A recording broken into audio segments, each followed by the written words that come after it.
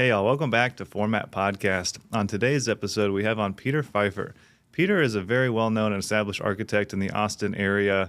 His firm, Pfeiffer Architecture, does comprehensive design and innovative building science, and these guys are just a wealth of information. Peter has been doing this over 40 years now, and just has so much information and so much to learn from him. It was great to get to learn about his background a bit more. I did not know much about that, how he got into architecture, why he did.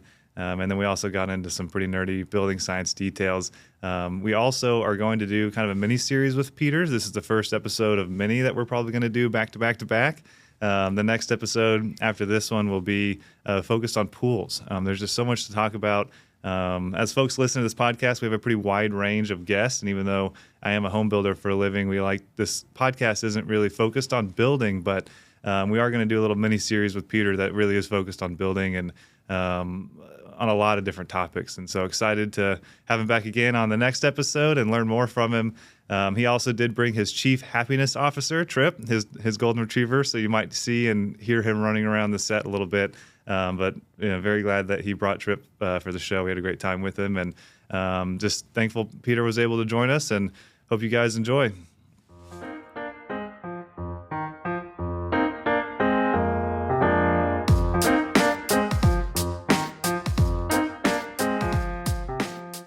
Thank you for coming on, of course. And I want to know, why did you get into architecture? I mean, you're a very smart man and well-studied and probably could have done just about anything you wanted to, but what was it about architecture that really pulled you in?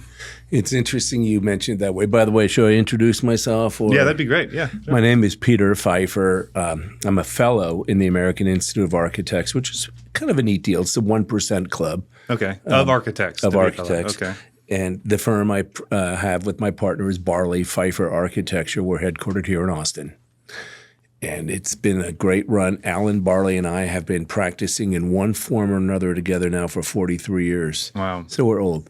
No, just wisdom. But it's interesting you bring up this idea of how did I end up choosing architecture, because I was torn between law and the building industry.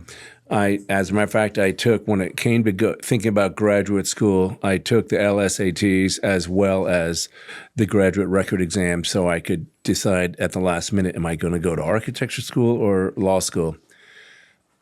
So your undergrad was done in a way where when you graduated, you kind of had that option for your grad school? It was, but it wasn't as well planned as it may appear. Okay. I loved construction. My parents had rental properties at the beach in New Jersey. That's northeast of Dallas, for those of you who are Texas-centric.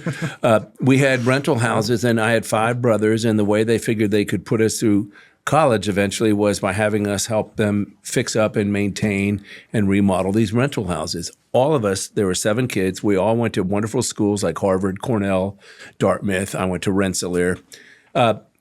Mom was a school teacher and Dad was an accountant, and they didn't really have the money to put us through these schools, but the rental properties proved to be the ability for us to do that. And I just was that guy who really took to working with this master carpenter my father hired to work with all of us. I liked the guy. I still love the smell of cut lumber. It brings back wonderful memories. It also made me, and this is something psychological, it may sound weird, but when you're one of 7 kids, you're vying for attention from your parents, subconsciously or consciously. This gave me an opportunity to be with my dad because he was working with this carpenter and I was their helper, much more so than my brothers who were off playing Little League baseball or doing other things. I had astigmatism pretty badly as a kid and couldn't connect the baseball bat with the baseball, so I was kind of that nerd who liked working with the carpenters instead of going to play Little League baseball. Mm-hmm. So I liked it. And then I was not sure, did I want to be an architect or a builder? I wasn't sure. So my first degree was from an architecture school and in the architecture program, but it was the very first program that was ever offered in what is now called building sciences. And what year was this? I graduated in December of 1977. Okay. So building sciences at that point, though, was that like a relatively new concept? I mean, do you know how long they had been teaching that for? At Rensselaer and other more engineering-oriented architecture schools, they'd probably been teaching it for a good long while, although Rensselaer was clearly a leader in it. And it wasn't building science the way we think of it now, which is, this type of special flashing product or this type of special underlayment project or product. It was more about the physics behind what you need to do to a building to make it last. Because it all comes down to physics and earth science. And that's what I always repeat in all of my talks. If you're trying to figure out if something makes sense, just think about the physics behind it. And the other comment that I think I shared with you once is if you're trying to figure out if something makes sense to do to your home, ask yourself if that would make you more comfortable personally. Meaning, does it make sense to add a lot of insulation to your home? I don't know. How much sense does it make to put a lot of insulation around your body in Austin, Texas? How many days a year would that make you feel better if you wore a really heavily insulating overcoat? Mm-hmm. Not many days at all. As opposed to how many days a year would it make you feel better if you could dry out and not be in the humidity? Well, that tells you that humidity control is a big deal. So that tells you don't want to do a porous exterior to your house. Or Which I feel like almost all exteriors in this part of the world are a bit porous, or at least a lot of the ones that you see pretty commonly used. And real quick, full disclosure, we do have a golden retriever running through. Come here, you bonehead. This is our chief happiness officer at the front. Yeah. You met him. Okay, now I think we're good. I'd say just. I'm sorry about that. No. He's totally fine. I think it's great. I'm leaving all this in. I think it's fun. Let me finish developing that point. Please, yeah. Because this point about what you do to yourself to make you more comfortable would inform you as to how to build a house here or how to build a building. And it's a point that is so basic, but so telling and so misunderstood. If you're standing outside in the blazing hot sun on a dark asphalt parking lot, wouldn't you be much more comfortable if you got underneath a shade tree standing on the grass? Sure. Okay, so that tells you things like you got to shade your windows. You can't do a dark-colored roof. You can't do a dark-colored house. You want to make sure if you're going to have a dark pavement near you, well, try not to have dark pavement near you. Have light-colored pavement near you. Just that one little thing of what you would do to make yourself more comfortable tells you so much about how to build a house here. And it's so ignored. Mm-hmm. But it makes sense. When you go to look at a new lot, let's say it's a new client and you go to a lot and it's just barren or there's one or two trees, how much are you designing? I know you're designing for the lot and obviously the orientation to the sun, north, south, east, west, all that good stuff. But how much do you do on the back end with landscaping? I mean, on some houses, are you bringing in a 20-year-old, maybe not 20-year-old, but a 10-year-old tree and very well established? Or are you more trying just to focus on the lot? I mean, how often do you bring in shade, I guess is what I'm asking. For budget reasons, we try to work with what we've got. Yeah. But it's interesting you mentioned that very point. We are doing a project in the Northeast right now, and it's we are considering moving 2 classic trees so that we can reuse them on the site to provide shade. But that's unusual. Mm-hmm. When we do go to a site, of course, we look at where the prevailing breezes are coming from because it changes. It's not always generated from the Gulf of Mexico. We respond to also where the noise is. If you're building a home out in the hill country, believe it or not, highway noise and the noise of farm to market roads travels a great distance. You want to make sure you're tuning into that because you don't want to be sitting out on your project site in Stonewall, Texas, and hearing the tractor trailer trucks going up and down whatever highway is nearby. So we try to tune into the natural stuff or the stuff that's going to be affecting the design of the home. Of course, the sun too. And if there is a clump of cedars, a large group of cedars, we recommend selective thinning of them to channel the air to the house. Not just get rid of all of them, but you can use cedars to form a vortex to channel the air to the house. Mm-hmm. So yeah, we try to work with what there is. And yes, we get very involved in landscape, very involved. As a matter of fact, my partner and I met when I was a teaching assistant in graduate school for the landscape/site design class at the University of Texas School of Architecture. Wow, how cool. That's a big deal to us. Yeah, that's a great segue because I want to get back into the kind of some of the nitty-gritty home construction and details, but I want to know more about you. I mean, when you first left architectural school, where'd you go to work? What was your first job? What was it like? What year was that? Were you in Austin? I want to know. It's a story too. All right, let's do it. It's a story that's based on serendipity. I got out of college with a building sciences degree from Rensselaer Polytechnic. That's the oldest school of engineering and science in the English-speaking world. What city is that in? Troy, New York, up near Albany, New York. Wow. It's a very small but incredibly rigorous school for science and engineering and architecture.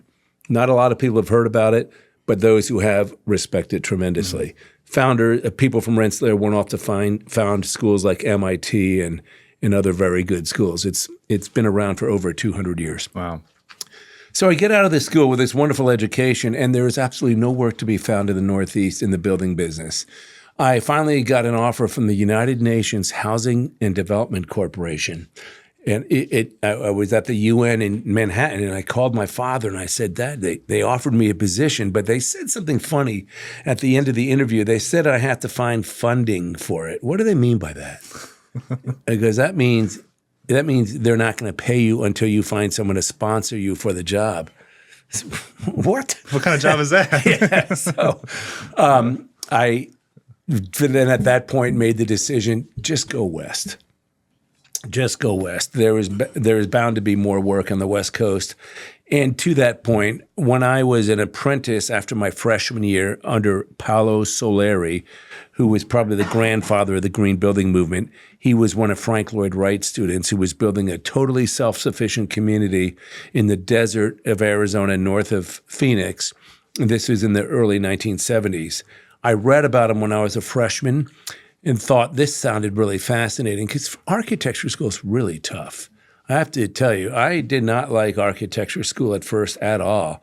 So I called up this guy because I worked in the library. I was working my way through school believe it or not, I was a librarian. And I called him and asked what he was doing. He said, look, I'd love to have you as an intern, but finish your freshman year first and then come out and see me. So I did, and we had a fantastic time building Arco Santi. Look it up sometime. ARCOSANTI. It's a community of self-sufficiency in solar and renewables and all that stuff from 50 years ago. It's probably the first of its type in the country.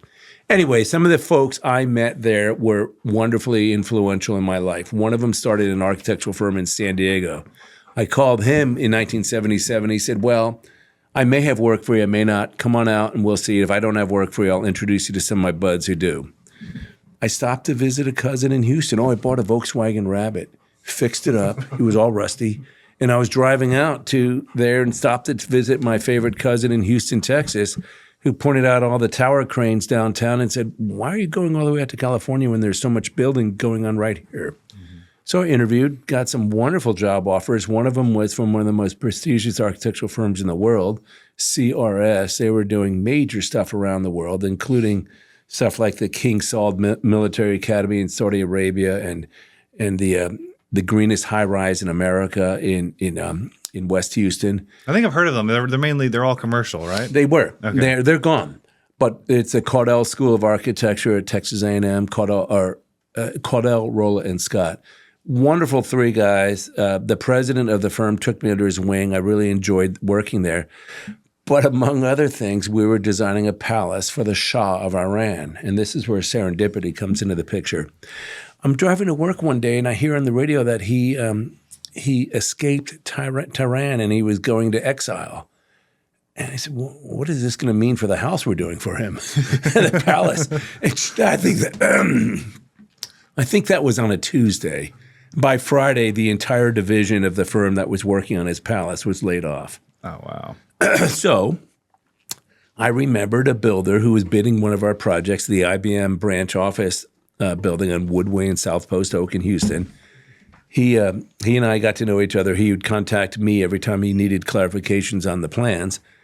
And he said, if you ever get bored of what you're doing there at CRS, come visit with me. So I went to see him that Friday evening, and he kept me up in his office till 8 at night, convinced me to come get my second college degree, he called it, which is working construction. Commercial construction. So is this, I think I lost the timeline a little bit. Is this pre-grad school or after grad school? Pre-grad school. Pre-grad school, okay. You'll get to it. Yeah. So here I am now working construction. I was actually started as a carpenter's helper, literally holding doors while the carpenter screwed the hinges, or I was sweeping up. I literally started at the bottom and worked my way up to be the assistant to the project engineer in the trailer building a high-rise. And it was really kind of neat because I got the job of building the high rise that I was on the design team of a few years beforehand. Cool. So I got to see how important drawings and specifications are with regard to implementing the construction of a building. And that's important because then you see how those lines you put on paper can represent thousands upon thousands of dollars. We had to get a change order once out of IBM because it wasn't clear whether or not the slit in the ceiling for the air conditioning was something that was part of the ceiling contractor or subcontractor or the HVAC subcontractor.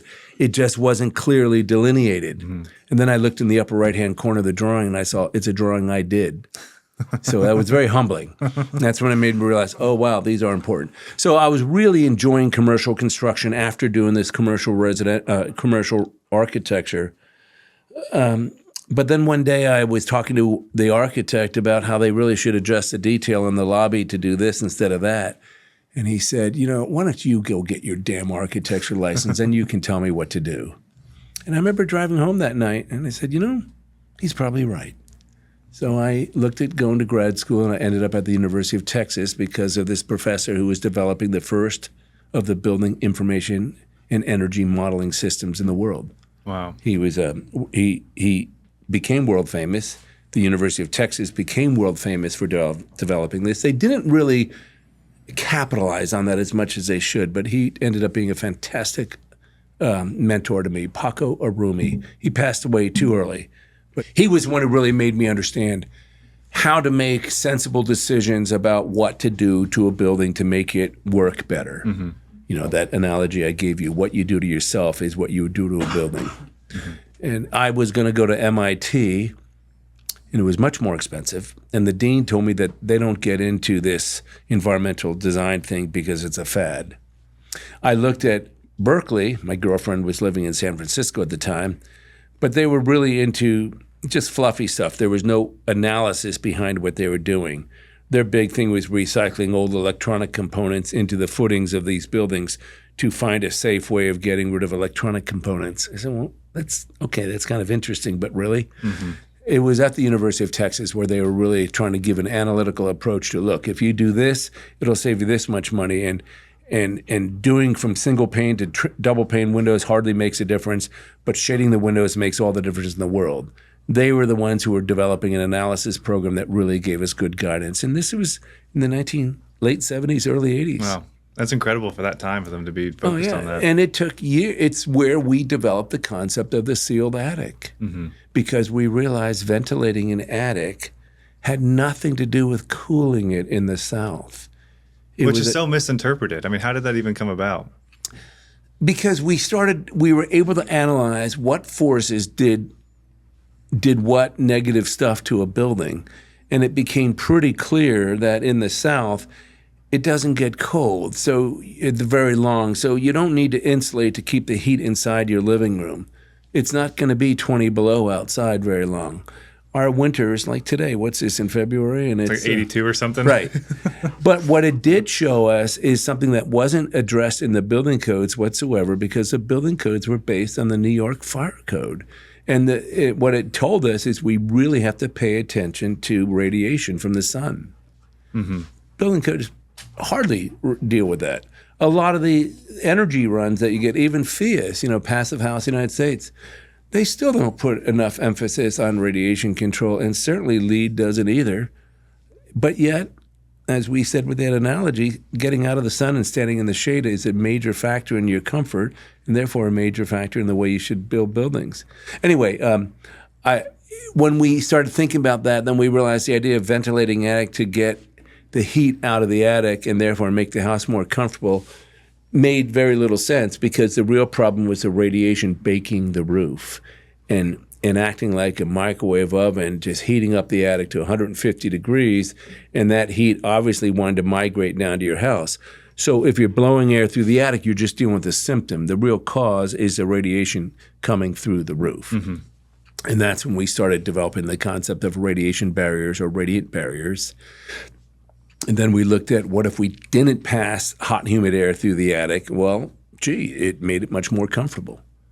And that was 1980, probably 82, 83 when we were coming to these conclusions. So what is that now? 40 years ago? Wow. It took a good 25 to 30 years to convince the building industry to stop ventilating attics. But it came out of that. It makes such a difference. Yeah. You know, the sealed attics. But back to your story. I want to keep going. I'm I want to keep sorry. going. No. I It's did great. digress, didn't I? I love all these. I love all this. This is so fascinating. So the point is, graduate school in architecture, I wanted to design buildings that worked better with the climate.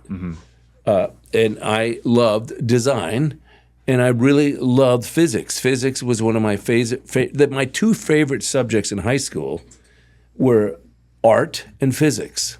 Talk about a weirdo. But that's what a lot of architects are. You've got to have a sense of a proportion, color, scale, all of that to be a decent architect. And in my view, you're really lucky if you also have a real innate curiosity about earth sciences and physics and how things work. Like I loved trigonometry. And it turns out trigonometry is critical to doing sun angle analysis, so you know how big an overhang to put over what size window facing which direction. So it was just a combination. It actually goes back to something deeper, and I suppose I can say it in public. I was an undiagnosed dyslexic. I didn't really get diagnosed with dyslexia until I was later on as an adult, and it was a friend of mine who helped me dig into it. And dyslexics are interesting because they're not people who mix up numbers and transpose letters and all that stuff. That's kind of an urban myth. It's really that they learn differently.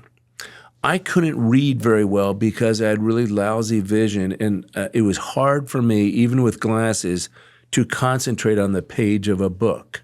So I learned very much by listening and watching people's lips and watching people do things. The best way for me to learn would be by doing something. It wasn't recognized until later in life. So all of my brothers did incredibly well academically. One of my brothers had twin 800s on the SATs. Wow. All of them went to schools I mentioned earlier, like Harvard and Cornell and Dartmouth and Wesleyan and schools like that. Rensselaer was a very good school, but my first choice, truth be told, was Cornell or Yale. I didn't get in because my grade point average wasn't that good. It was pretty good, but it wasn't that good. So one of the wonderful things about dyslexia is that you think about things differently. I'm not one who can just sit back and read a code book and really get into all that minutia. I'm always going to be looking at the code from the perspective of what is the problem it's addressing. What are you trying to solve with this thing when you say a swimming pool has to have a 4-foot-high barrier to accidental outside entry? A lot of people think, I'm just using this as an analogy, a lot of people think that means you have to have a 4-foot-high fence around a swimming pool. First of all, that's not what it says. It says a 4-foot-high barrier. And secondly, what's the problem we're trying to solve? Well, the problem we're trying to solve is a little kid in the neighborhood crawling or walking around the neighborhood and accidentally falling in the pool and drowning. Okay, now I understand the problem you're trying to solve. So, for example, when I designed my own home, and I had a 2-year-old at home and a 4-year-old and a 7-year-old and a 9-year-old, we designed it so the pool was raised up 4 feet. So the kids couldn't get in the pool accidentally without going up a set of stairs and opening a gate. And that way we didn't have to fence in our backyard. The building inspector went nuts because he said, you need to have a fence. And I said, where does it say that? He said, right here in the code, 4-foot-high barrier to outside entry. I said, the pool's 4 feet high. And he went nuts. And he said, son of a gun, you're right. Anyway, that's the way dyslexic think. I was listening. You either get somebody who encourages you and sends you down a path to not feel like an idiot, or you get no encouragement, and an awful lot of the criminals in jail are dyslexic. More than 50% of those who are incarcerated are dyslexic. But 70% of those who started companies are dyslexic. Interesting. Michelangelo, Thomas Edison, more recently, Charles Schwab was being interviewed on NPR a few years ago, and I loved it when they asked him, what do you credit Schwab's success to? And he said, well, there was a relaxation in the laws that affect your ability to trade equities on the market such that you didn't have to have a license to trade. And he said, honestly, the real thing was I was dyslexic. And I thought about things differently than the typical Wall Street guy. And I thought about things from the perspective of the investor who just wants to have his own account. And that helped me create Schwab. How interesting. But the point is, it makes you think differently. I don't like reading building codes. I don't find these HERS raters or these various raters fascinating to me because you're just reading off a checklist. I want to find out what the problems are they're trying to solve. Why do we have insulation? I know it sounds really funny, but why? What are you trying to insulate against? That's why I brought up the thing about the slab insulation in Austin, Texas. What are you trying to protect yourself from? I was asked to give a talk at the State Architects Convention on dyslexia in architecture because it turns out a very high percentage of architects, I think more than 50%, something like more than 60% are dyslexic. Wow. I think that's what makes the architect different than the builder because we're always looking at different ways of solving a problem. A good builder has got to be a good executor or executor of the plans. You have a good set of plans. You want a good builder who will execute them. And if they see something wrong on the plans or see a better way of doing it, sure, bring it up. But the point is, the typical person who ends up being a good builder is not necessarily the creative one who designs something. And design is a funny thing. Design isn't just about what looks pretty or what looks proportional. Design it can be things like that roof system we came up with, the radiant barrier ventilated roof system. I call it the shading umbrella roof.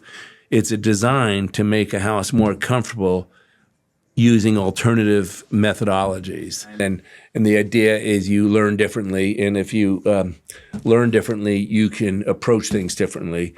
Most people want to be told what to do. I'd say 95% of the public, and this is maybe going in a different direction, but it all does relate. Most people want to be told what to do. Most people want a checklist, a LEED checklist or a Passive House US checklist or a what do you call the other ones? The ratings for homes. Not the REM rating, but what is the rating? Are you thinking HERS rating? Yeah, HERS rating. Yeah. They want to be able to check something off a list. I think a dyslexic, and particularly an architect, wants to understand why did that thing get put on the list in the first place. Yeah, absolutely. I think it's something I've noticed with clients when they're doing a full custom home is like decision fatigue. I think there's so many decisions that have to be made, and it's hard for some people when, there's 1,000 different tiles to choose from. Some people want, the builder or the architect or someone to say, here's 3, or here's the 1, or, right. And really kind of narrow it down. We all do. You're right. But then one of the beautiful things about this whole thing of the overlay of climate responsiveness to design is that it helps direct you. Let's take your example. Okay, if you're trying to decide on the tile, maybe for your kitchen countertop, if it's going to be a tile countertop or a floor in your master bathroom, go with a light color because it will reflect more daylighting and lighting in the room. It'll make it easier for you to see by using less lighting. So there, it tells you right there, don't do a dark colored countertop, don't do a dark floor. You'll need 3 times as much light in the house to see that pin you dropped on the floor. And therefore, that light will make heat, and that heat will have to be air conditioned out of the house. So you can save a substantial amount of air conditioning needs in your house by thinking about reflectivity of horizontal surfaces instead of the dark surface. So boom, gives you a little bit of direction right there. How interesting. That had that happen to me. I moved about a year ago, and the new place I moved into had really dark green walls throughout. It just felt like a cave. I put, higher wattage bulbs in, and then finally I just painted my walls. And it was funny to see going from, 60 watt or whatever LED bulbs I had, and it was still so dim. And then I painted my walls, like an off white, and all of a sudden I had to replace all the bulbs. It was so bright in there all of a sudden, and so I had that happen to me just. It's major. Yeah. But yet, I think, and this is also getting a little bit philosophical, but I think science has not been pushed as much as it was when I was a kid. I went to school in the 70s, And there was Sputnik had gone up in this decade beforehand, and that spurred a lot of building of science wings in high schools and putting a renewed interest in teaching science. And then for the longest while, the sciences weren't respected or taught. Most American kids would go to school and get degrees in business. Very few, the amount of people who would get a degree in physics or some type of science dropped off like a rock. I think, sadly, we've become very naive and we can be bamboozled easily because we don't understand the very basics of science. I was in Port Aransas yesterday, I was telling you about, and this one homeowner was talking about why is there crown molding cracking and all the window trim cracking and the sheetrock cracking. And it turns out it's because there's so much humidity coming into the house. He said, well, this one guy gave me this device. Should I run it? It was a humidifier. And I said, no, you want a dehumidifier. Yeah. He goes, well, what's the difference? I said, one puts out humidity and one absorbs humidity. And very successful guy. Yeah. But it was a very basic question. I said, wow. And then I was trying to explain to the builder, it's not necessarily about how well the windows are flashed. It's really about the way they're living in this house. They're running the air conditioning too cold. And this really fascinated them. They'd never thought about it. I said, if you air condition your house below the dew point outside, you're making for wetness to develop inside your walls. Somewhere between the outside and inside, things are happening that you don't want. Like this can of Rambler is wet on the outside because it's cold. And the humidity in this room is condensing on it. This is a cold condensing surface. That moisture is occurring inside of the walls of these people's homes because they air condition their house below 73 degrees. The dew point on the coast is probably 75, 76 degrees. The dew point around here is probably a little bit lower, 74 degrees. But we've seen a tremendous amount of mold and mildew problems come about because people's desire to run their houses colder and colder and colder. So how would you solve that in Port Aransas? Because the idea of sleeping at 75 degrees at the coast makes my skin crawl. I like to sleep about 67. And so what would you do in that scenario? Here's the answer.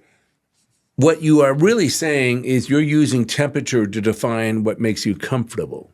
True. But there's three factors that affect your comfort. It's the temperature, but it's the humidity in the room, and it's the ventilation that's upon you. Like a ceiling fan above your head would reduce your need for temperature by at least 3 degrees. If you could have the humidity at 45% instead of 60%, you could probably have your thermostat even higher. So the point is, the very short answer to your question is, in their case, a good dehumidification system inside the house would allow them to be comfortable and yet set the thermostat at 75 or 76. Makes sense. That's all it is. Mm-hmm. If you're trying to use the air conditioner to get all the humidity out of your house, in most locations that can work if it's the right type of air conditioner with the right type of dehumidification capacity. But in extreme cases, like this was literally on the water, you need to give the air conditioner some help, and that's a dehumidification system. But you bring up a good point. Many of us who are older than you grew up without the benefit of central air conditioning. We were used to a pretty broad comfort range. Like in the summer times, we just had a box fan in the windows and slept in front of the fan. And it was maybe 80 degrees in the bedroom. But, guess what? We survived. We didn't melt and die. Kids who grew up with central air conditioning, or people who grew up with central air conditioning, have a much tighter comfort band, and therefore they have to be between this and that to be comfortable. And that, I think, is a cause of so much more respiratory illness in people, because they are so used to a tight comfort band that they can't handle a little bit more humidity or a little bit more this or that as well. But trust me, if you live in Texas, you want to be really careful about air conditioning your home below the dew point, which is somewhere in the mid-70s. Now, if your home is built really well, mine is, it's got spray foam insulation, the closed cell. We did a lot of things to keep humidity out of the house by design. Sure, you can go below the dew point and probably won't have a problem.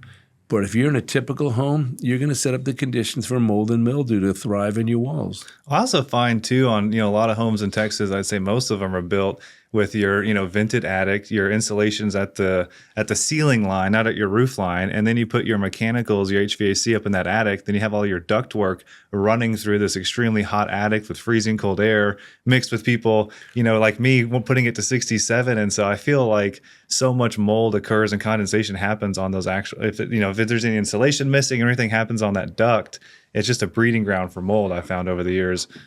Well, Matthew, you are, go back 40 years, and now you understand why we came up with the idea of not ventilating the attic. Yeah.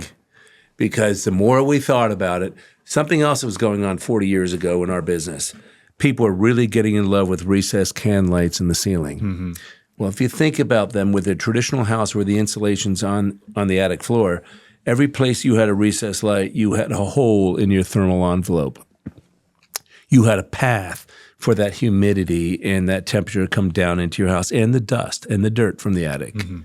So that's the other reason why we said people start building tents over all of those recessed lights.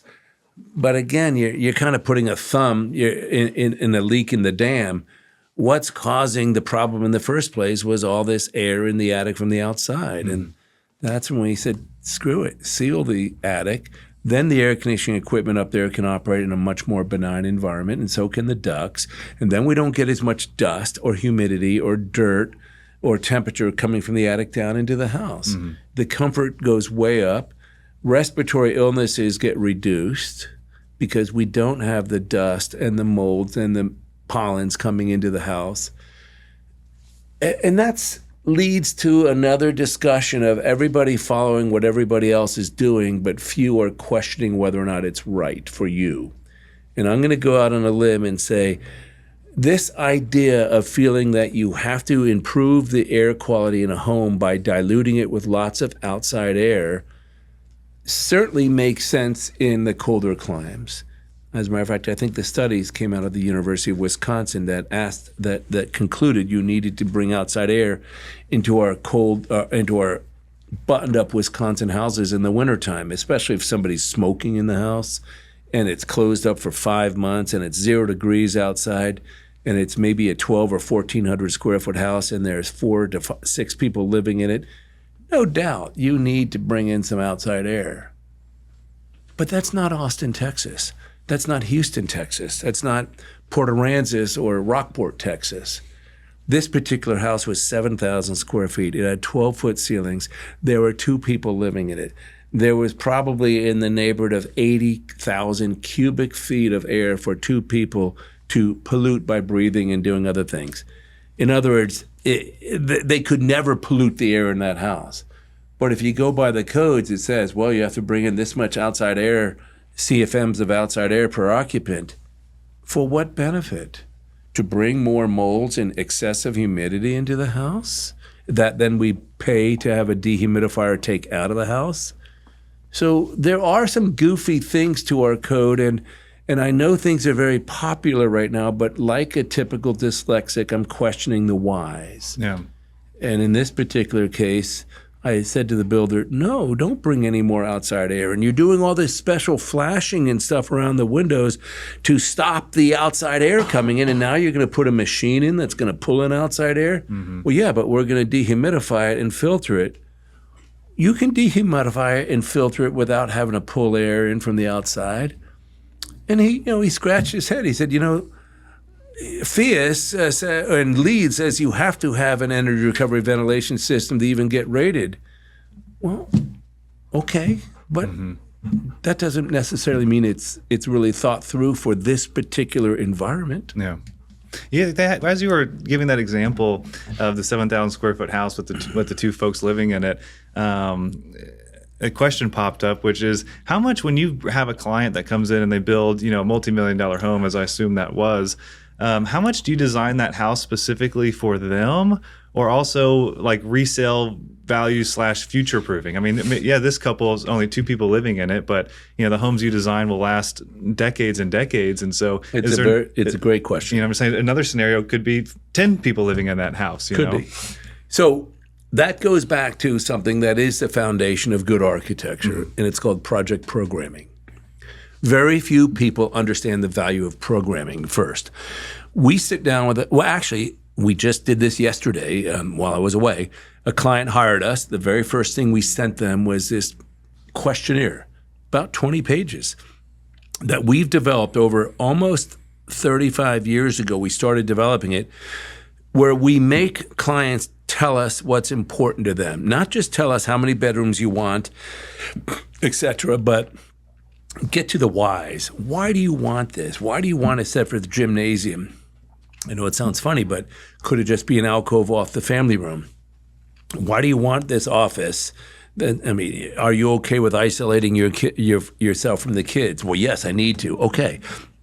But the point is, we get into the whys. We even start off asking the question, why are you building this house in the first place? Is it to be this long-term house that you're going to pass on to your kids and grandkids? Or is it something you'll probably move out of in 10 years? Or is it going to be a VRBO too? I'm doing a home for my sister at the Jersey Shore. It's an interesting question because she wanted to be their last house.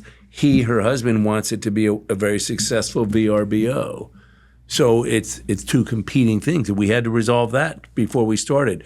The point is, it's in programming that they fill out this guide. We spend about a half a day going through it with them to get to the bottom of what they're really after, which is usually very different than their original wish list. I'll say you're part architect, part like marriage counselor. Absolutely, almost. Absolutely. You've got to be. 99% of our homes we do are for married couples. Yeah. You absolutely, believe it or not, and this might be a shock to you guys, not every single married couple is exactly in lockstep with each other. I always joke with clients that if your relationship can survive, your marriage can survive a remodel, you can survive just about anything. It is, but we've gotten letters from people saying, we always heard about how this would be a marriage stressing venture to do this remodel or do this new home. In every case, when you hear that, I submit to you that there's two things that didn't occur. The architect didn't do extensive programming with the client to really get to the whys behind the wants, because that generates discussion between couples that's needed. And then they did a quickie set of plans that didn't address all of the details as well as they should be addressed. And so the homeowner was put under a lot of stress during construction, like, hey, you got to pick out the tile by next week, or we got to really know exactly what kind of windows you're going to have because I got to order them in 2 weeks. Yeah. We do all that with our clients ahead of time. We take the stress out of it by doing it one chunk at a time, ahead of time. But the point is, I got away from this point about the value of programming. So yes, it's in that programming session that we do find out, okay, it's going to be just the two of you in this house. What about when the grandkids and your kids are over? We also want the house to function well for that. And then that brings up the discussion of, do you really think your grandkids are going to be living with you for the next 20 years? Because subconsciously, that is what people are thinking, that they're going to have grandkids running around the house all the time. And, you have to sort of break the reality to them that, that's probably going to be a 5 or 10 year snapshot. So we still want the house to work well when they're over, but it's got to work well for 95% of the time when it's just the two of you in this house. So let's design it accordingly. Well, it's amazing that you do the programming like that. I mean, we're in the exact example that we were talking about where we had a client come to us. They already hired the architect. The set of plans were fully baked. They had a strict budget of $1 million, and this is a full down to studs gut. And so the initial budget that we put together on this project was $1.6 million. And so we come back to the client and we say, the plans that you have are 60% over your budget. And so we had to be the bad guys to go in there and dissect these plans and remove a bunch of things, delete the observation tower and rework it. And we were able to get down to the budget. We ended up, a little over $1 million, but basically got it down to a reasonable budget. But that was the exact thing where the homeowner hired the architect long before the builder and had any sort of idea on budgets. And so for me, I've always told homeowners that you should really hire your builder at the same time as the architect, and so they can be in the same room during those conversations and really kind of keep everyone grounded as far as cost and what expectations would be.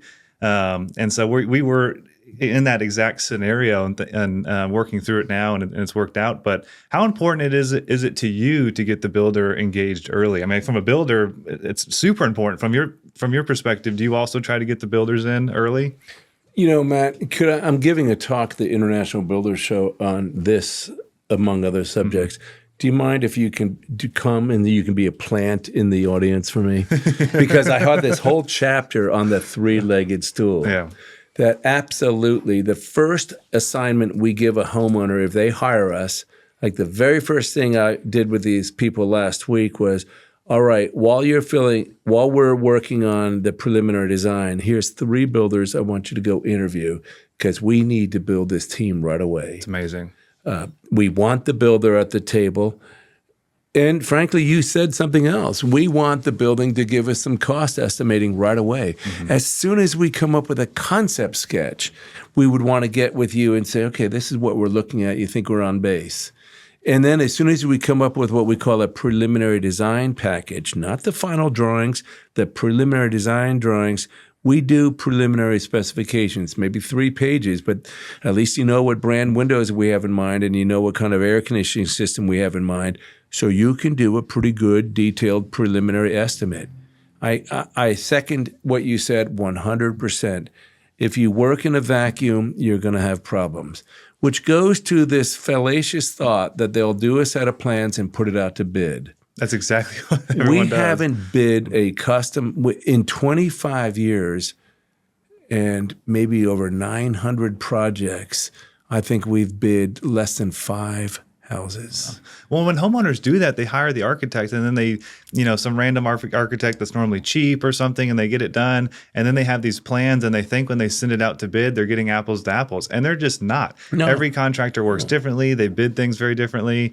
And so many games get played with builders where some guy will be 20% less than the next guy, but no homeowner is educated enough, or at least not most of them, to read through the specs and say, oh, well, this builder is giving you, code. I was about to say R-value walls, but I know that's a hot topic. So, but they're not, one guy's giving you a ventilated roof, one guy's not. And there's so many details that unless you go through their estimates with a fine tooth comb and understand everything, which 99% of homeowners don't, most homeowners uneducated to construction homeowners hired the cheap guy, and then those the numbers just go right back to where they were. And a lot of times they'll end up spending more money with the cheap builder than they did with the guy who gave an honest bid up front. And so we fight that all the time. Me and the new guys on the block, we're kind of getting into those situations where we have to be one of the estimates. And I try to do our own programming as much as we can, but it's hard when you're the builder / car salesman saying why your car is different than the next guy. It takes the architect or someone, a third party that the homeowner trusts to really explain those differences, because I think builders kind of get,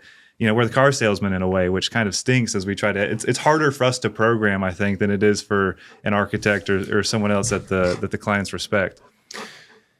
Again, can I have you as a plant? Yeah, I'm happy to go. Because you said that one word that's so important in the building industry and so overlooked, trust. We look at ourselves not as somebody who's drawing plans for somebody, but somebody who is advising a couple how they're going to spend the most amount of money on any single endeavor in their life. We are their trusted advisor, and you too. And we take that really seriously. So to answer some of your points, we do peruse the estimate and the bids very carefully to make sure this bid or this estimate really represents what those specifications say. That's why we do a preliminary set of specifications right in the beginning. So we tell them right up front, no, it's going to be a Galvalume metal roof set on lath to be a ventilated roof. No, it's not going to be a 25-year shingle roof. It's a Galvalume 26-gauge metal roof this way.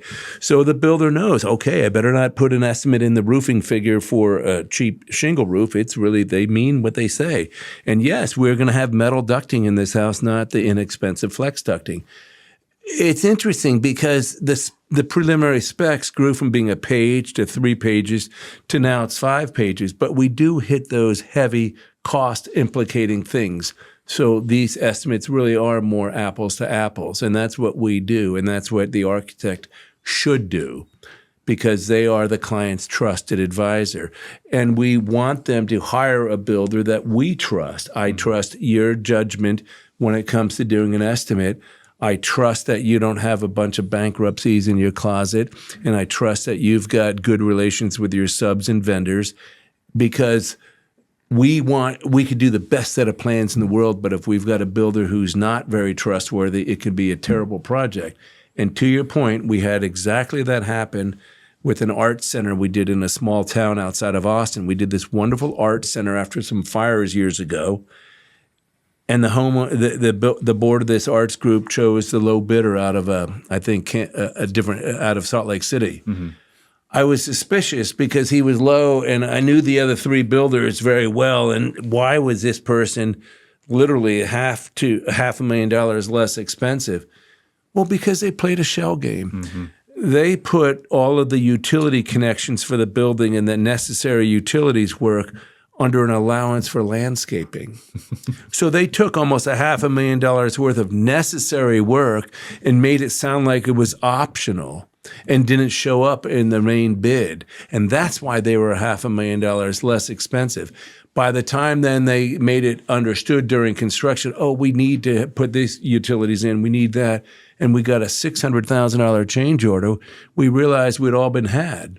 So this whole bidding process, I have rarely seen competitive bidding make for a better project. And that's just so compelling. I think as the builder, it's something that I want to scream from the hilltops, but I almost can't because we're the guys having to like play the game. And but Texas, your industry also shoots yourself in the foot just like we do too. Yeah.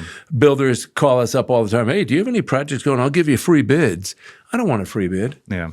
I want somebody who's going to take their time, 40, 50, 80 hours to do a really good bid. I want to show you how we do our bids. That's exactly, I tell most clients, depending on the size of the project, my estimates take anywhere between 40 and 80 hours, depending on how long it takes. And I think as a builder, so many games get played. My dad's been building in Austin since the 80s. There's no licensing here. It's the Wild West. My dad in the early 90s got together with a group of builders to try to get licensing, which I don't know how much of a difference it would have made, but anyone can be a builder. Anyone can play these games. And so the industry has such a bad reputation, and for some reason for good. I mean, it really, there are a lot of shady guys out there. And so my perspective as a builder, before the building details, before you actually get on the job site and do anything, I feel that my number one responsibility as a builder is to be a steward of my client's money.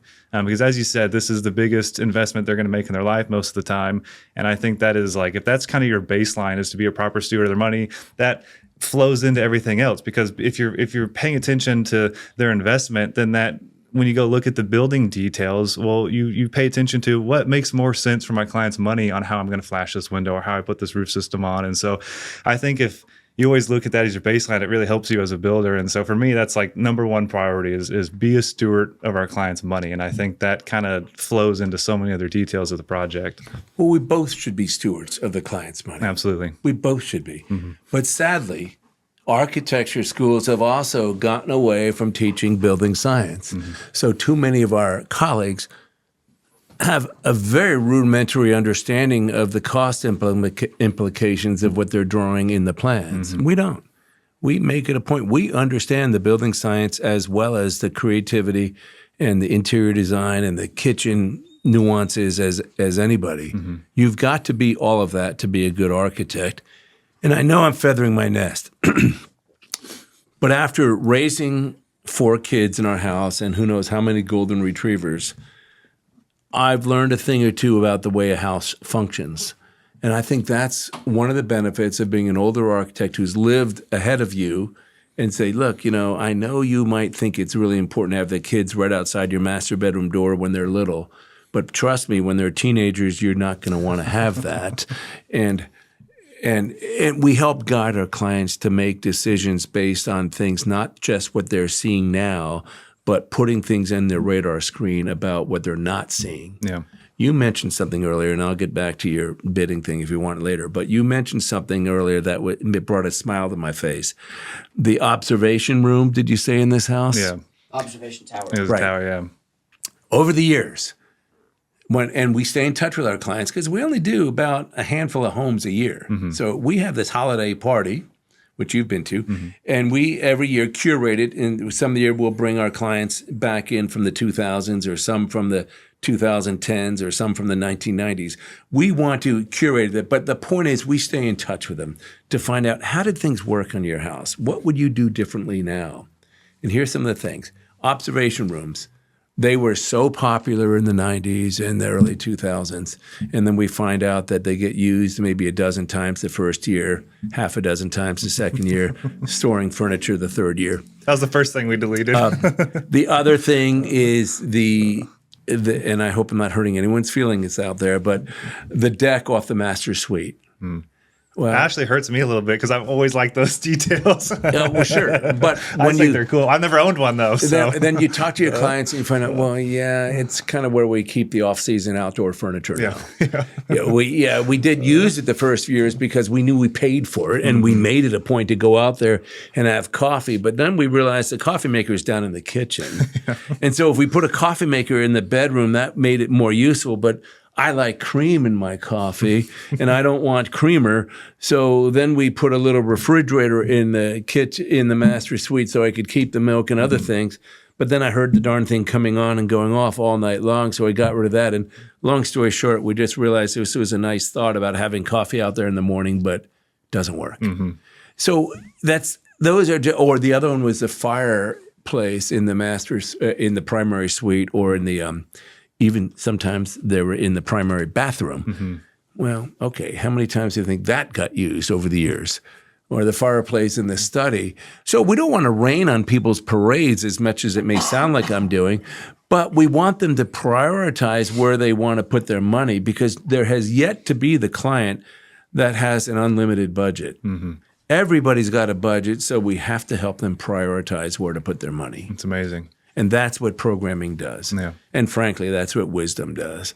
And this whole thing of what you're talking about, of putting a project out to bid versus hiring your company or one of the other few qualified companies to work with us lockstep through the whole process, that's wisdom. When we were younger, we believed in this bidding thing, and we got our heads shaved a few too many times. We did what you were talking about with that project. We were young, naive architects, designed a house that comes in 20, 30, 40% over budget, and we look like we've got egg on our face. Yeah. I think architects too, and more, I kind of have a bone to pick with interior designers, I think, more than architects. But I hate when I get into a project and both or the architect and interior designer are designing for their portfolio, not the client. Oh, God, yes. And that's so frustrating to me. And especially when it comes to like final selections, and like there's a perfectly fine white subway tile at, Home Depot for, just for an example, that's $3 a square foot, but the designer really wants this, clay imports or handmade in Mexico one that looks the same for $35 a square foot. Right. And they're making a markup. And I'm over here like, this is insane. And it's hard because, again, I feel like the builders are like the lowest one on the totem pole. It's like we're the slimy car salesman a lot of the times.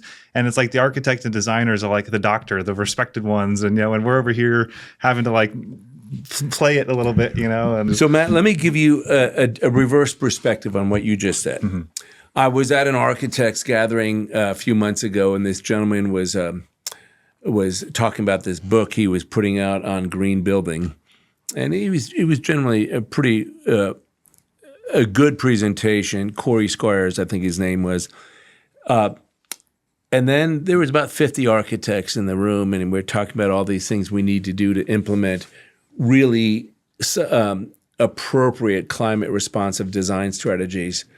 And the architects in the room are wringing their hands saying, we don't get many builders asking us for this stuff and developers either. So this all sounds great, but we'd love to design this stuff, but the building community isn't asking for it. So they felt powerless. And I made the point, I said, wait a minute, this is exactly why the building community and the architecture community has to spend more time with each other.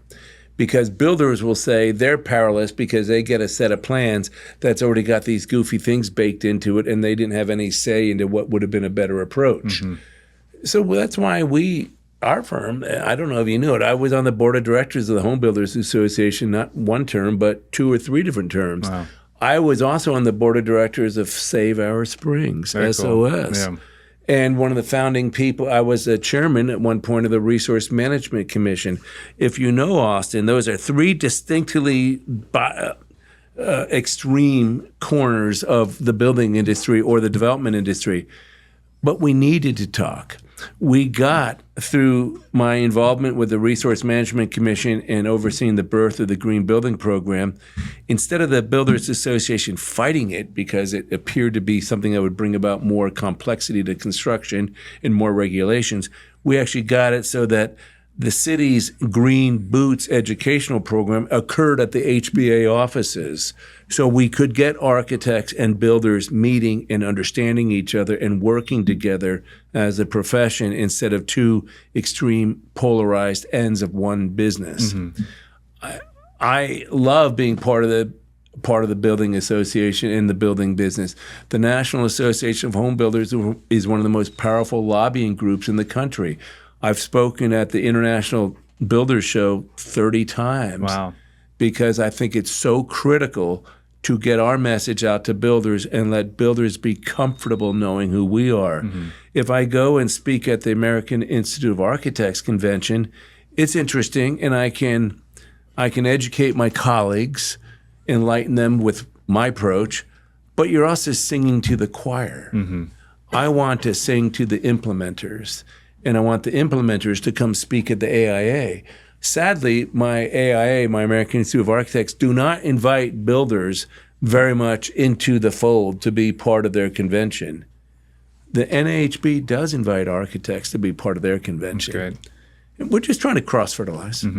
That's amazing. We're not going to give up on it. We got to keep doing it. I think it's critical for the reasons you said. Yeah, absolutely. I want to dive into a little bit, what would be your most ideal client? Like when you have someone walk in the door, I mean, who are you looking for as a client? What is our most ideal client? It's two. The person who respects the fact that we're going to think outside the box. And I hate to use that term because it's gotten so overused, but the person who respects the fact that we're going to dig deep to solve their problems. And usually that's the same person who's built a home once before, or certainly owned enough homes to understand the ramifications of these design and construction decisions. Those are our perfect clients. So most of them, frankly, are older. We don't tend to appeal to the first-timer who wants to build their first cool, what I'm going to obnoxiously call bikini box house. A bikini box house is a house that looks really attractive, but it's going to be high maintenance. Like it'll have a flat roof. It'll have no overhangs to shed the water away from the doors and the windows. It'll probably be something like white stucco mixed with some type of natural redwood or cypress or something. And for the first year or two, it'll look fantastic and it'll appear in the architectural journals. And you look at it 5 or 7 years later, and it will look like it's 35 years old because it was just not designed to maintain itself.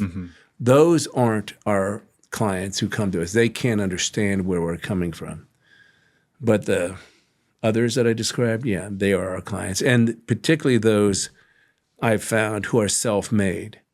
Now, that's interesting. I've noticed over the years. There are certain people who really appreciate where we come from, and the majority of them have started their own business, or they've worked their way up to run the business. Like we did the home for a divisional president of Sherwin-Williams Paint Company. Oh, interesting. He was a very broad thinker. He really was. He worked his way up from working in the back of a paint store to being president. But most of our clients have started their own business. Interesting. And therefore are more independent thinkers. Yeah. So I guess then the inverse of that question would be, what are you looking for in a builder? A team member. Ideally, Matt, I want a builder who understands building science. Yeah. I don't want to have to be explaining this stuff all the time. Program the client and have to program the builder. and sadly, it's true. Yeah. I'm working with a wonderful builder on a project for my brother in upstate New York. This young man is fantastic, but he's also never thought through this stuff to the level we do. We wanted to specify a certain type of siding on the house, and he said, "Oh no, that all busted off a house of a friend of mine that I had to go fix. I don't want to use that siding." Well, it wasn't the sidings problem as we dug into it, because I did get the representative of the company to go up there and look at it. No, the windows were not well sealed and or flash, and moisture was getting behind the siding and freezing in the wintertime and expanding and making the siding break. So we had fun getting to the bottom of it, but you see, I had to almost wrestle with, no, it's not the siding's problem. We're not going to go in search of a different siding. That doesn't make sense.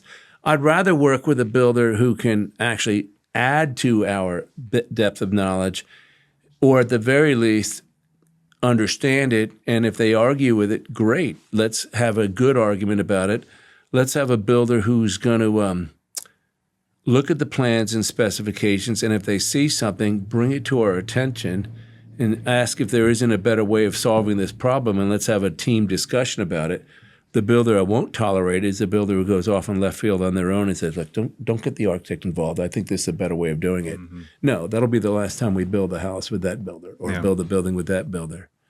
So we do want a builder that's going to be part of the team. If they see something wrong, great. Let's all talk about it. Just like if we see something wrong when we're involved in construction, and we do insist on being involved in construction all the way to the end. I think out of the 900 or so custom homes we've done, there's probably been 4 or 5 where we were not kept involved during construction. And this is, I digress for a minute, but let me say something about that. That is one of the most risky things a homeowner can do, is keep the architect out of the construction phase. The vast majority of all lawsuits in the building industry are when the team was taken apart during construction. In our experience, the very few times we've had legal action thrown against us, there's always been 2 things. They wanted a cheap set of planning services or plans, so they weren't detailed, and they didn't keep us involved during construction. Mm-hmm. And then when the stuff hit the fan and we were thrown underneath the bus and sued or something like that, it could have been stuff that we could have resolved if we were involved earlier in the game and could have seen this problem coming down the road. But nonetheless, where were we? We were talking about the ideal client, or then ideal builder and client. Yeah, ideal builder. Yeah. So a builder who's gonna communicate with us and work as a team. Just like if we saw something on the job site that you didn't execute the way we expected, I'm not going to write a field report and get the homeowner all racked up about it. I'm going to first call you and say, talk to me about this, Matt. What happened here? Mm-hmm. And you may have a very good reason for it, in which case I'll explain that to the homeowner. Say, this isn't the way we had in mind, but frankly, we think it's better. So good. But just to be a tatty tailor, no, that's not the way the team works. Well, and that doesn't help anybody. And I think that as builders, especially being a young builder going out into the industry, I know that there's a tremendous amount left to learn. I don't think anyone really knows it all. And so anytime we get into a dynamic, the first house I ever built, the homeowner, this was years ago, wanted to hire a third-party inspector. And I know a lot of builders would shy away from that. I leaned into it. I thought that was great. Please, I want to be there with him. And as he points anything out, I want to learn. We do the same thing with the City of Austin inspectors, but as you mentioned, they're just kind of going off code. But, we try to make friends with them when they come out. I want them to look at everything. We're leaning into it. We're trying to ask questions. And it's been helpful for me. I kind of lucked out as a young builder, working with Matt in the Build Show, because that really opened my eyes to a lot of these topics that I didn't realize before. My dad's been a very traditional builder since the 80s, but, he never really got into the building science. I grew up in construction, but not all of these other elements that have really come in. But for your just average builder that has had no exposure to this, what is your recommendation for them to learn? Like, what are good resources if you are a builder and you want to get educated so that they can be an ideal builder for you? How do you get there? You alluded to it earlier when you talked about your dad trying to get licensing for Texas builders. I agree with your dad 100%. I was picked by Governor Perry to be one of the initial members of the Residential Construction Commission that was started with that goal in mind, but then never ended up getting off the ground. I think continuing education is critical to be a good builder. It's critical to be any kind of good professional, whether you be a dentist, a doctor, an architect, an accountant. You've got to stay up with the current thinking in your profession. Sadly, you therefore have to do it on your own in the building business. No one's going to make you do it. You don't have to. We have to get a certain amount of hours every year to maintain our license. You don't, because you don't have a license. So to answer your question, get involved with the Green Boots program or whatever the what they're calling now the educational programs at the custom home build. I mean, at the NAHB, the local chapter of the HBA. Be involved with the Custom Builders and Remodelers Council. If nothing else, you'll pick up on a lot of stuff there, and they do hire good speakers. Do what you can do. Go to these classes to learn about better building science. I think the EBA conference, the Energy and Environmental Building Association, is a fantastic national conference for understanding building science. I think the educational programs at the International Builder Show, some of them are superior. My concern about the International Builder Show and what I want to generally say, and you understand, is that they're okay with sponsored content talks. They have to make the Builder Show. I do very much enjoy and highly recommend for people going, but the entire thing is a monetization of information. Yep. And you have to be careful of the information that you're receiving, how it's been monetized. Yeah, so you have to keep your radar up and ask yourself, does this thing make sense for my climate? And frankly, ask yourself, is this guy being paid to say this about this product?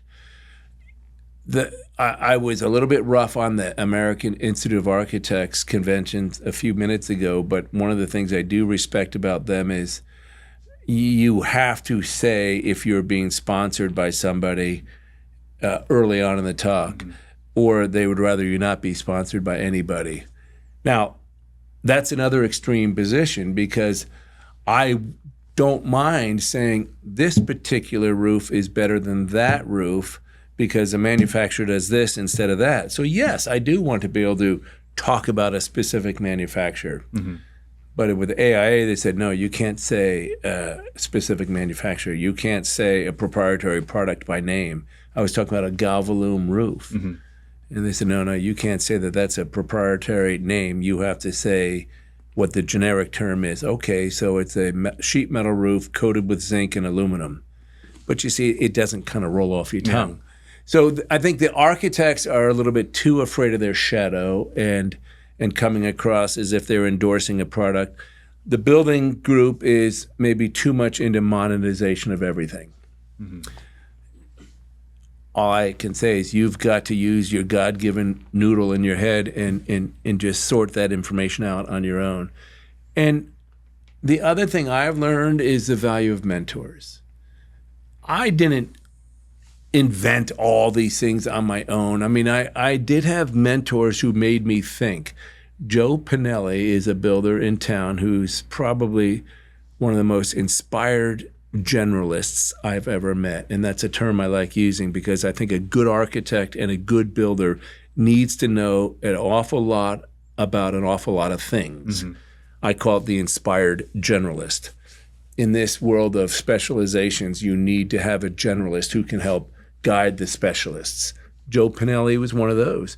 He seek out, it turns out, obviously, seek out older builders, older architects with wisdom and learn from them. It is an apprenticeship program that is wonderful if you take, it's not a formal apprenticeship program, but that's what apprenticeship is about. Don't reinvent the wheels. Get to know. And I like the fact that you and I have connected because I probably have 30 years on you in terms of experience. That's okay. I want to hear what you have to say, and I think you would benefit from hearing what I have to say. Absolutely. But don't just do it with me. I'm sure there are other architects in the community who are real masters in their field. Get to understand them. And there's some builders who are true masters in their field in the community. Get to know them. Take them out to lunch. Pick their brain. Have these casual conversations with them.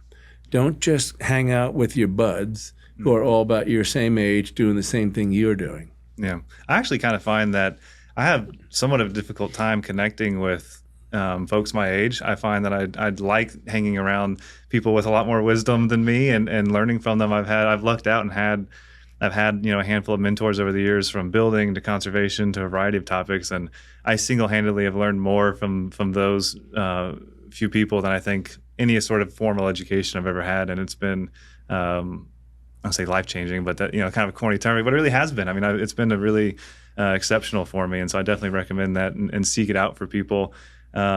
Changing topics slightly here. share what you feel comfortable sharing, but I want to hear about some oh shit moments early on in your career. Were there any design things you did that you learned from, or, I think those are always fun, especially as two young guys in business for a couple of years in, but early on, what were the big learning curves, or, were there any flops that you had? I think people like hearing about those things early on. Well, there are two that come to mind, but the one that is by far the biggest oh shit moment or moments all go back to what we were talking about earlier with regard to the project coming in over budget. Nothing will put gray hair on young architect's scalp quicker than the client who says, I commissioned you to design a $500,000 project and the lowest bid is $750,000. It makes you feel like this big. And that's when you realize, oh, well, wait a minute, you were asking for this, this, and that, and we didn't know this back when we started the project, and you can point all these fingers, and then you realize, oh, shit, we've got to do something different. And that's when I started saying, oh, the hell with this. I'm going to get a builder or two I trust involved right away. So that was where that came from. No one told me to do it. It was from these oh shit moments. And then the other oh shit moment was when I realized what you read about in the specifications and how groovy something may be, in this particular case, a window, is not necessarily what makes for a smart thing for the client's use over time. When I did my parents' home, I was very young. It was the first project I ever did. Thank God they gave me the opportunity to do it. It was on the Jersey Shore. It was my final master's project to show that you could do a highly energy efficient and super comfortable home that didn't look like the solar aesthetic that was so popular back then in the 80s with these weird roof angles, and it looked like some solar machine. That was the popular house that you would see in the architectural journals back then when the solar movement was just getting started. No, I wanted my parents' house to look very traditional, like it belonged along with the old Cape May houses in southern New Jersey. But we did little things like we specified casement windows everywhere, because casement windows, the ones that you crank open and crank closed, seal really well and keep the breezes out from coming off the ocean and keep the humidity out. It's great. So every single window in the house with this high ceiling, as in keeping air out, casement windows. Yeah, except if you're a 60-year-old person or a 70-year-old person, as they got to be, or 80-year-old people, this thing called arthritis sets into their wrists and their hands. They couldn't open the windows after a while. Oh, wow. And I never thought about that. I was a 20-some-odd-year-old guy when I specified these windows. Who gives a damn about whether or not the window seals this much better than that if they don't use them? And then I would come to visit them, and not only that, they weren't closed all the way because they couldn't crank it down all the way and do the locks at the top. So you have what looks great in a set of specifications about air infiltration ratings that turns out to be terrible from a functionality perspective. And then the other little thing I didn't realize so much back then is the screens are on the wrong side of the window in a climate where you air condition a lot. And I know this sounds really basic, but you'd be amazed how many people don't think about it. Insect screening, not solar screening, just regular insect screening will cut at least 30% of the solar heat from coming and hitting the glass. Wow. We'd have to have it on the, between the glass and the sun, basically, on the exterior. Right. Yeah. It's common sense, right? You want to stop the radiation before it hits anything. You can't do that with casement or awning windows. The screens are on the wrong side of the glass. That's why we went back to using traditional single or double hung windows, because not only could people operate them more easily, but the screens cut out about 30% of the solar heat. And that's just little stuff that you don't learn from the window manufacturers. You don't learn from reading their specifications, but you learn from experience when people whack you across the head for, why did you put these windows in our house? Your mom and I can't open and close these windows. And by the way, the screens are on the wrong side, so it's getting hotter, and stuff like that. And that's where I think, your programming is so compelling and learning about the clients and how they're actually going to use the homes and if a casement makes sense, which it sounds like most of the time doesn't. And Well, they may. I mean, just kind of depends.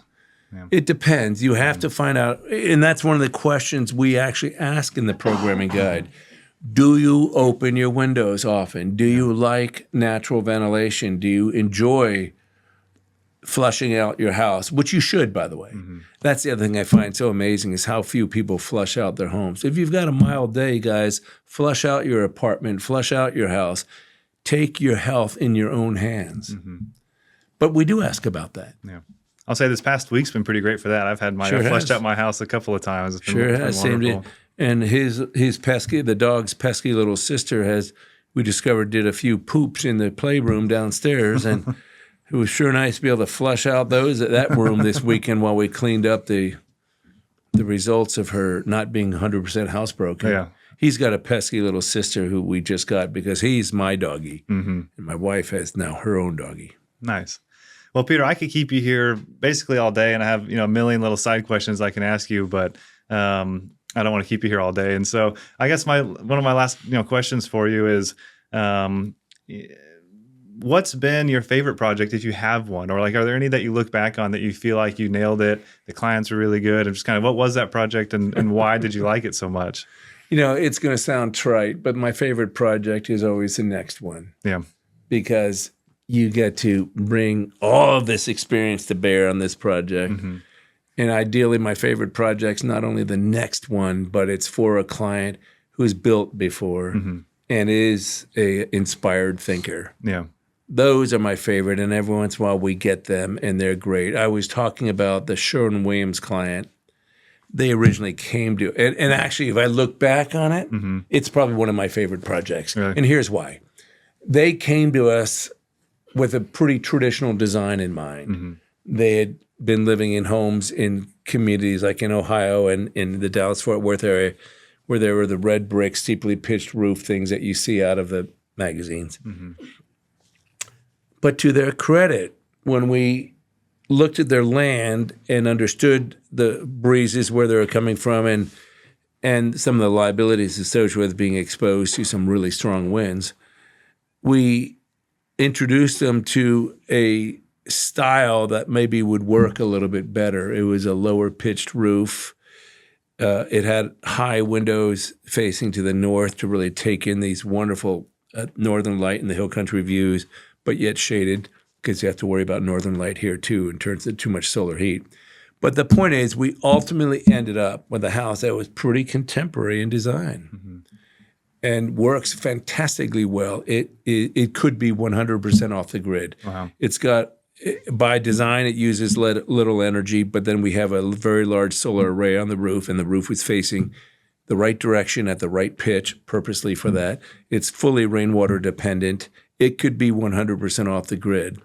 And you would never have expected that with the way they originally came to us with their traditional wants. So it was a fantastic project. I really enjoyed getting to know the client and watching their mind open up. They were very receptive to creativity.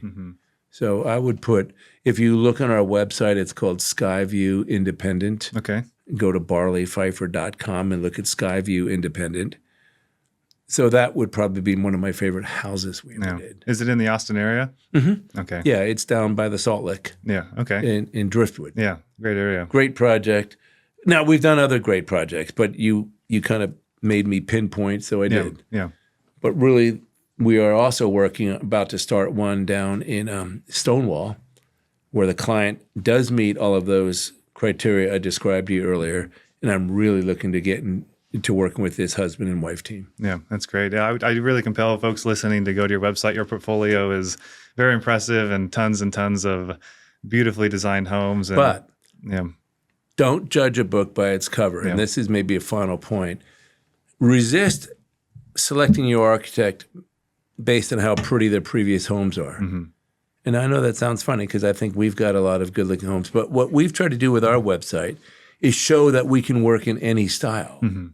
That's really what you want, is an architect who's going to listen to you and create something that's your style. most of our custom clients don't want to just do a house like we did for 5 other clients. So read about their background, and in our case, read about our approach and our background, and also read the consulting page, because on the consulting page, you'll also learn about the other things we can do and your architect should be able to do to help you. How do you make sure your house is going to be having really good indoor air quality? What can you do to make sure this or that? We do all sorts of consulting for architects and builders across America. That's important. You want to learn how much these people can advise you in a trusted manner. Try not to just look at the pretty pictures. Yeah. That's like judging a book by its cover. Absolutely. I've kind of shied away from putting too many photos on our website just because I think people will see what you've done and be like, well, I don't really want that style. It's like, well, we're custom builders. We can build anything. It doesn't really matter. And so I know. It's very frustrating for us too. Yeah. It's frustrating because it used to be that most of our work came in by word of mouth. And our best projects do. Yeah. Still, we get a lot of good projects through word of mouth. But we also get a fair amount of them just by Google searches, and we've got a great Google review. So, all right, great. But those people don't seem to have the understanding about our DNA that others who come to us by way of word of mouth. We found that too, especially being new guys on the block, that word of mouth exclusively is how we like to get our business. And we also find that the people that find you off Google are the price shoppers. They're the ones that are wanting to get 5 estimates from all these different builders. When someone introduces you and can explain you, I think it really helps that project a lot. But yeah, I agree with that statement. They are tire kickers, price shoppers. Yes, absolutely. Yeah. I want to be thoughtful of our time. I know we're at a couple hours. I could keep going forever, but I know you probably got a lot going on. Have me come back again. I'd love to. I do have to get back because I was gone from the office all day yesterday. But I'd gladly, if you think of subjects in particular that you want to zoom in on, let's do it. I live quite close to you. Yeah. And this is a very convenient location, thank God. I think that's wise that you chose here. Nothing worse than trying to go to a builder's meeting and they're out in Wimberley or someplace, or their office is out on the other side of Lake Travis. And, oh, shit. Yeah. Forrest has owned this building for, I don't know, several years now. Who has owned it? Forrest, you bought this. When did you buy it? 4 years ago. 4 years ago? Yeah. Really? What made you buy it? I was needed the space. And for what? What do you need the space for? We used to have office staff over here. We've kind of consumed most of the square footage now, but we used to have. What do you mean you say office staff for what business? Was it Hill Country Pools?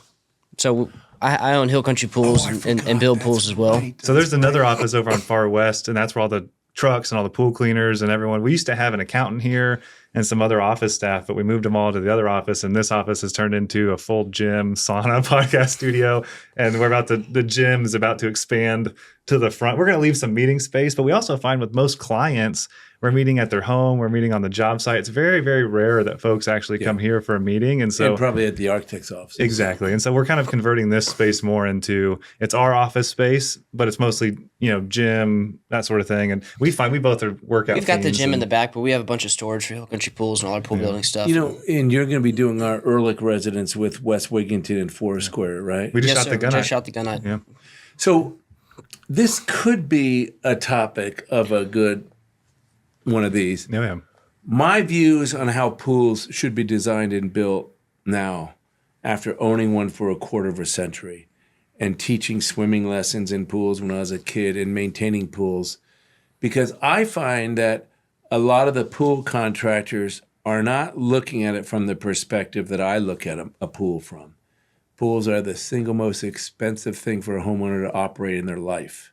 Yep. I mean, unless you have a Bentley or a Rolls Royce or something, but they are more expensive than running the house's air conditioning system from an energy consumption point of view, water consumption point of view, to say nothing of all the maintenance. And I don't think most pool contractors really take that seriously enough to guide a client to make informed decisions. I know I didn't have it. So I had to then think about, okay, I am no longer ever going to do a pool with 2-inch plumbing. I've learned my lesson there. Okay, I could have spent a few bucks more to get 2.5 or 3-inch lines and saved countless hours of bullshit. The type of pool cleaning system has such a phenomenal effect on your energy consumption. to say nothing of the noise and nuisance for your neighbors. I've been subject because I've got pools all around me too. So I'd love to do a little thing. I'd love to with you. deep dive into pools with you. I went to the Genesis Pool Building School and got certified Great. through them, and it's been Why don't really we good. set that up as do a it. future one? And I don't even mind scheduling it now because I forgot that was your background. Well, and that's Yeah. where my whole background's homes, custom homes, and pool. And Forrest is like the pool wizard over here. But before we totally wrap up, just to kind of put a bookend on this, how do people get a hold of you? I mean, if there's anyone listening, a website, or what's the contact info there? Honestly, the way I appreciate being contacted most is by way of email. Okay. Peter@barleypfeiffer.com. Okay. You can go to our website, barleypfeiffer.com, and that's easy. And just you have to remember, Barley is Barley. That's easy. That's why the name is Barley Pfeiffer. You got the tricky one. And I have the tricky one. It's P as in Peter, F as in Frank, EIFF as in Frank, ER. So Pfeiffer, it's the German spelling like Michelle Pfeiffer. But it's interesting, I don't mind telling you, that's why the firm is called what it is. Alan Barley was an employee of mine and a good friend. We became good friends. But the reason why I put his name, we decided to put his name in front of mine is because in the day, you were selected by people finding you in the yellow pages. Yeah. And Barley is a lot closer to the top of the yellow pages list than Pfeiffer. And there were too many people who couldn't figure out how to spell Pfeiffer. Yeah. They wouldn't see anyone under the F, and they think, therefore, I'm not really an architect. No, it's PF. So that's why it's Barley Pfeiffer. Back in the Yellow Pages days, that's yeah. awesome. But even still, in various listings, I've noticed you still tend to be put up closer to the top based on the first letter of your company name. Yeah. That's great. Anyway, it's peter@barleypfeiffer.com, and we've got that website.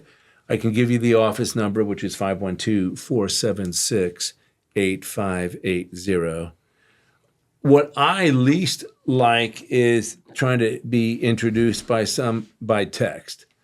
I'd rather talk with somebody about their project than set up a texting conversation about it. And we get too many texts anyway, so there is a good chance it might get lost. Yeah. Absolutely. Well, thank you so much for coming on, and thank you for everything you've done just in the building space in general. I mean, I think that we didn't get to it too much, but we will next time. But I think that, you really kind of paved the way for a lot of the components that we do these days. And so I think us builders have a lot to be thankful for the different things you've been involved in. And thank you again for coming on. Thank you.